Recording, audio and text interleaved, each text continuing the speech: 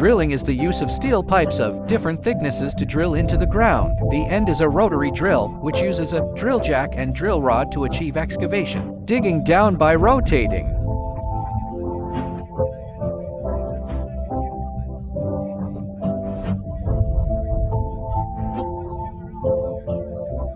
But oil drilling is not all about drilling vertically downwards. In many drilling operations, directional well technology is used. We developed a measurement tool for this purpose, Reliance 09 North Seeker.